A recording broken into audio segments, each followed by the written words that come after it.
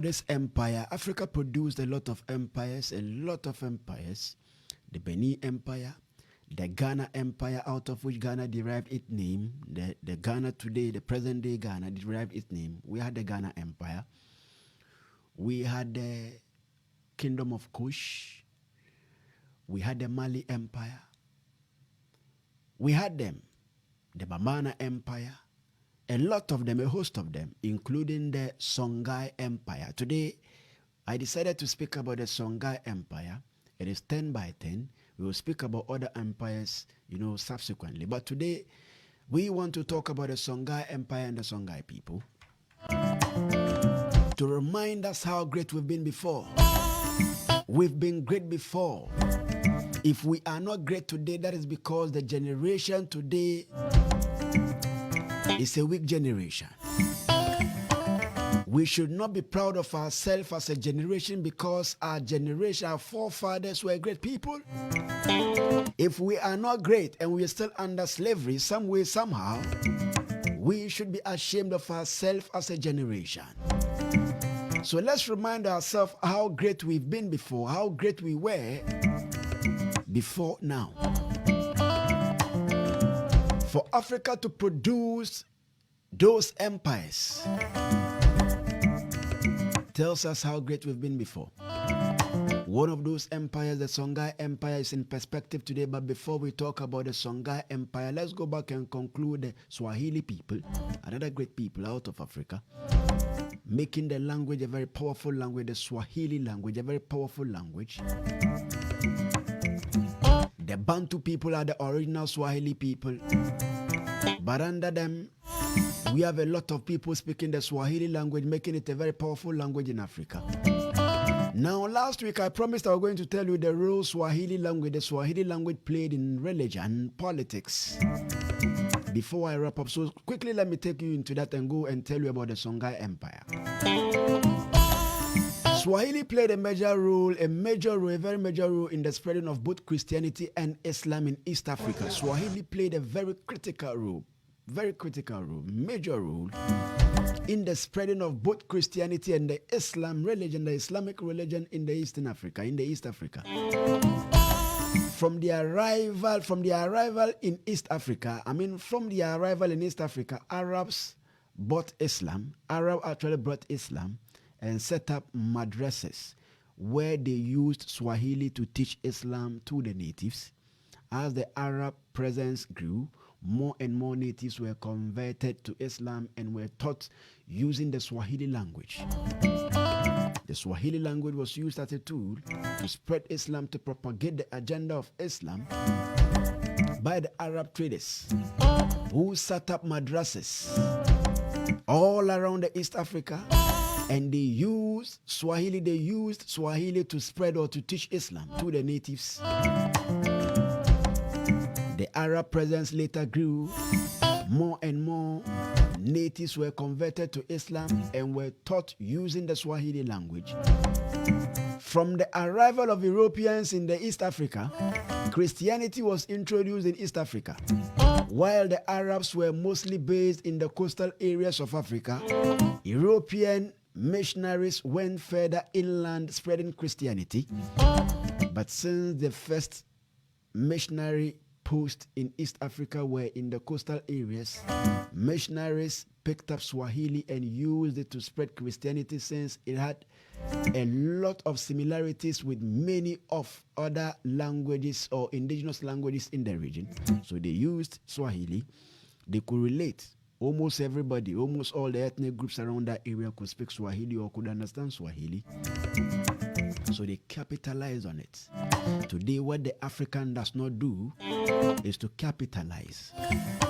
We don't take advantage.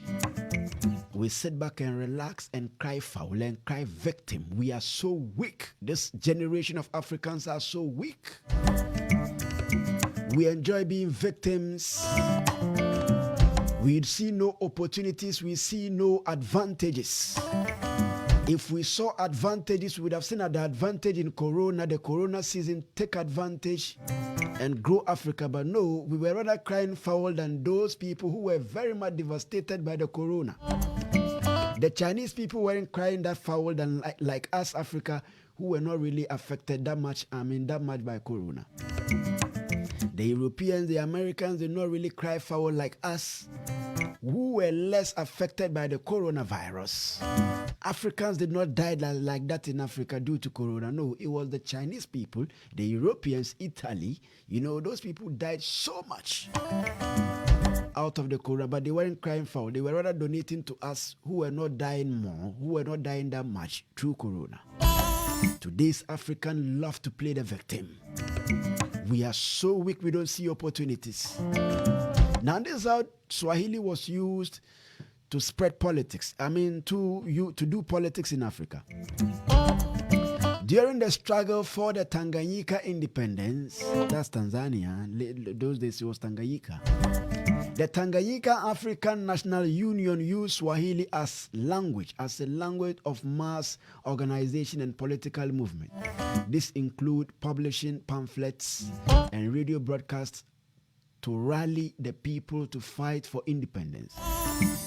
After independence, Swahili was adopted as the national language of the nation. They are so loyal to the language because they use the language to propagate their agenda, their independence agenda. So when they gain independence, they use the Swahili language as their national language. And that is loyalty to the language. Till this day, Tanzanians carry a sense of pride when it comes to Swahili, especially when it is used to unite over 120 tribes across Tanzania. Yes, Swahili was used to strengthen solidarity among the people and a sense of togetherness. And for that, Swahili remains a key identity of the Tanzanian people. That is the role Swahili played in politics. Now let's talk about the Songhai people. The Songhai Empire. You can't talk about the empire and not talk about the people. Once you talk about the empire, you will talk about the people a little bit. But we are focusing on the empire rather than the people. I chose the empire because I want to remind us that we've been lions before. We've been before. What you've been before, it shouldn't be difficult for you to go back and be again. But what you've never been before is what is difficult to be because you have never been it before. You get it? You say, abofra no bi nye bida. Openyi no bi nye bida. Na abofra di obi aye bida. That is why when a man grows, the cycle of man's growth, you grow from childhood to adulthood, and when you become old, as you age, you become a child again. So you meet a 90-year-old man, a 100-year-old man, a 120-year-old man, and he behaves like a child. That's the cycle. Abofra de, ye nyina ye bida. Na wo nkwa de a, wo besanso abeya abofra mpo biom. Na penyini de, obia nyo obia na ye bida. So what you've become before, it is easy for you to become it again than to become what you've never become before. So if Africa have been this great before, we can be great again. But it depends on us, the generation right now. It depends on us. We are too weak. We love to play the victim. Our forefathers weren't like that. Pay attention to the Songhai Empire, and you understand who our forefathers were and the kind of character they had that gave us the empires we had. Songhai Empire. The Songhai Empire is a great trading state of West Africa, flourished between the 15th and 16th century. The Songhai Empire flourished between the 15th and 16th century, centered on the middle reaches of the Niger River.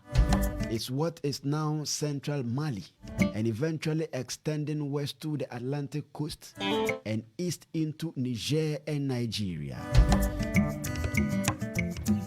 What am I talking about? I'm talking about the Songhai Empire, a great empire produced by Africa, by our forefathers. Though the Songhai people are said to have established themselves in the city of Gao about 800 CE, they did not regard it as their capital until the beginning of the 11th century during the reign of the Dia, that's King Kosoi, a Songhai convert to Islam. Gao so prepared and expanded during the next 300 years that's from 1325 to 1375. The rulers of Mali added it to their empire. A Songhai convert, Dia Kosoi, that's the king of Kosoi, the King Kosoi,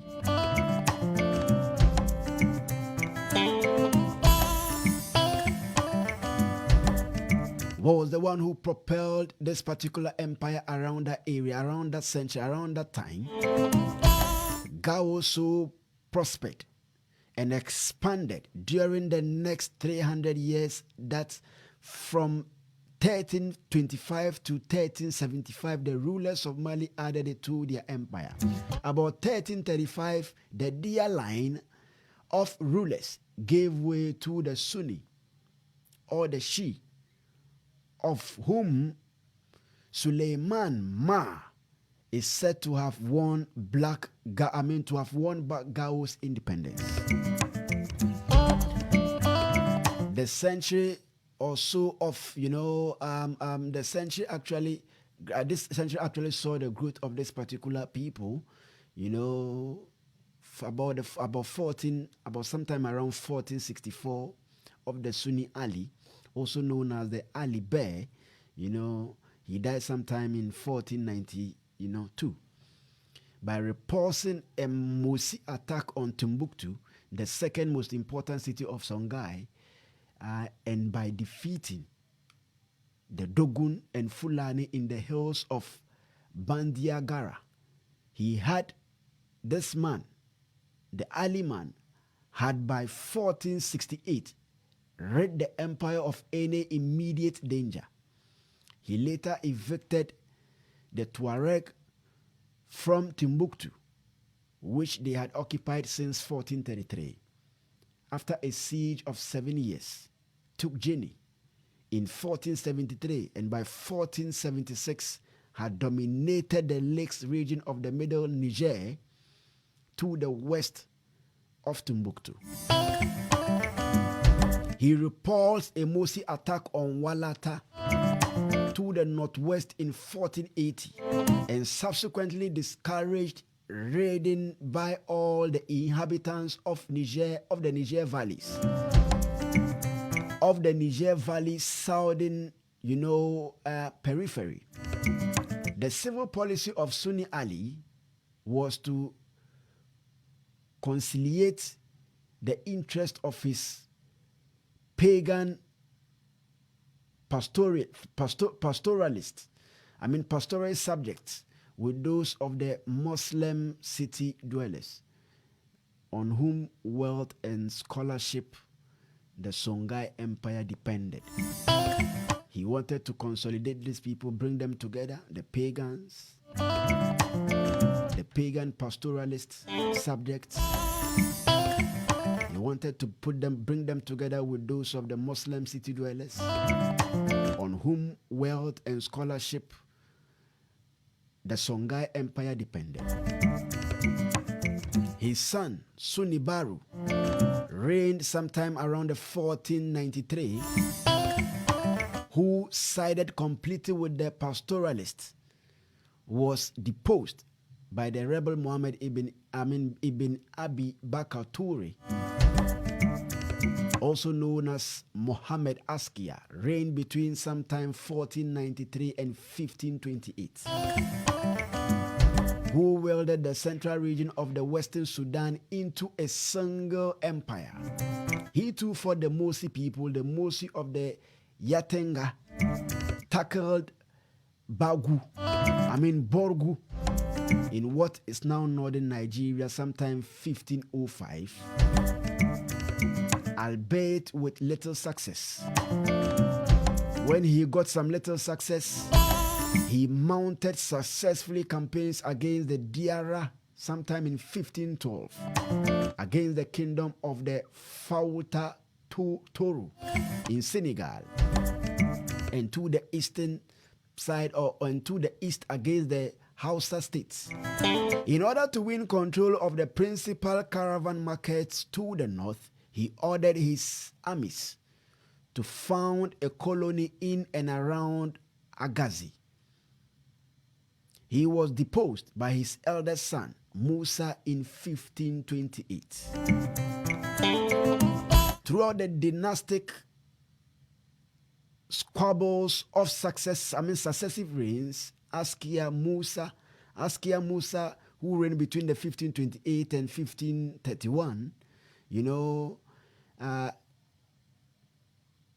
also known as Askia Muhammad II, joined him sometime in 1531 to 1537, and then another Askia Ishmael between 1537 and 1539, and another Askia Ishahak the first, who also came over between 1539 and 1549.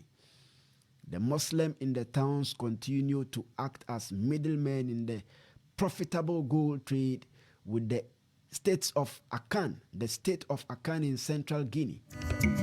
All of these kings, all of these people, that particular dynasty, the Askia dynasty, between 1528 all down to 1549, ruled. And when they were ruling, the Muslims in the towns continued to act as the middlemen in the profitable gold trade with the states of Akan in central Guinea. We had Akans in the central Guinea. In Guinea, we had Akans there. And they did gold trade with these people. The peace and prosperity of Askia Dawood's reign, which was between the 1549 and 1582, was followed by a raid initiated by the Sultan Ahmed al-Mansur of Morocco on the salt deposits of Tagaza. The situation, which continued to worsen under Mohammed Bani between 1586 and 1588, culminated disastrously for Songhai under Ishaq II, who ruled between the 1588 and 1591. When Moroccan forces using firearms advanced into the Songhai Empire, took control of the forces in there, the Songhai forces in there, first at Todimbi and then at Timbuktu and Gao. They took total control of the forces in there. Regulatory guerrilla action of the pastoral Songhai failed to restore the empire. They failed to restore the empire when these people broke into their forces, the economic and administrative centers of which remained in Moroccan hands. The economic and administrative centers remained in Moroccan hands when they took control of the empire, and that was how the empire crumbled. It was done by the Moroccan forces. I am talking about the Songhai Empire. Yes. After the defeat of the empire, the nobles moved south in an area known today as Songhai in present Niger, where the Sunni dynasty had already settled and formed various smaller kingdoms, namely Wanzabe, Ayero, Goteyi, Dagor, Terra, Sikle, Kokorio, Goriol, Kama, Namaru, etc., and further south the Dendi, which rose to prominence shortly after. This is their culture at its peak. The Songhai city of Timbuktu became a thriving cultural and commercial center. Arab, Italian, and Jewish merchants all gathered for trade around that area. A revival of Islamic scholarship also took place at the university in Timbuktu, the very first university in the world. The University of Timbuktu, that is the very first ever university in the world. So if you say the very first ever university in the world is in Africa, it's still here in Timbuktu around Mali. So Arab, Italian, and Jewish merchants all gathered for trade. A revival of the Islamic scholarship also took place at the University of Timbuktu. It acquired a reputation for learning and scholarship across the Muslim world. However, Timbuktu was but one of a myriad of cities throughout the empire.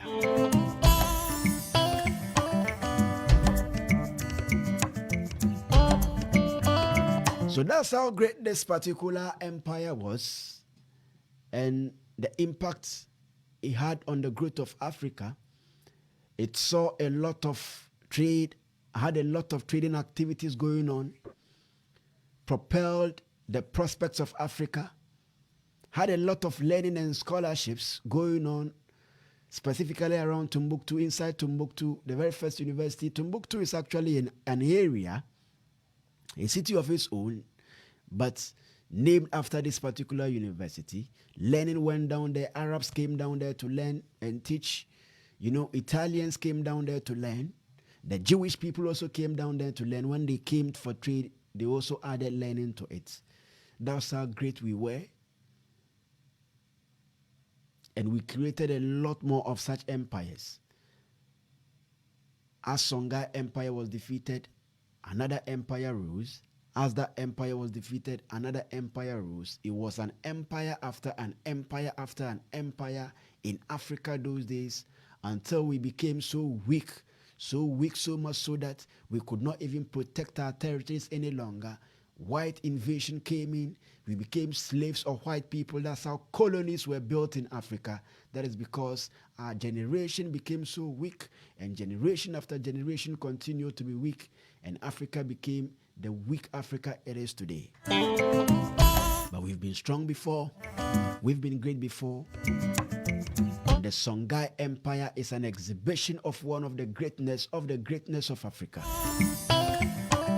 The good news is that we can be great again if only we learn from history and walk in the footsteps of our forefathers.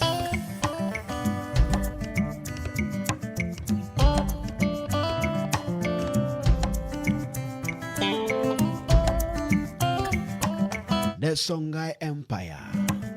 That's how we draw the curtains down on today's edition of the Our Story segment of the program. I'm going to my promised land. Tell them, would you like to come with me?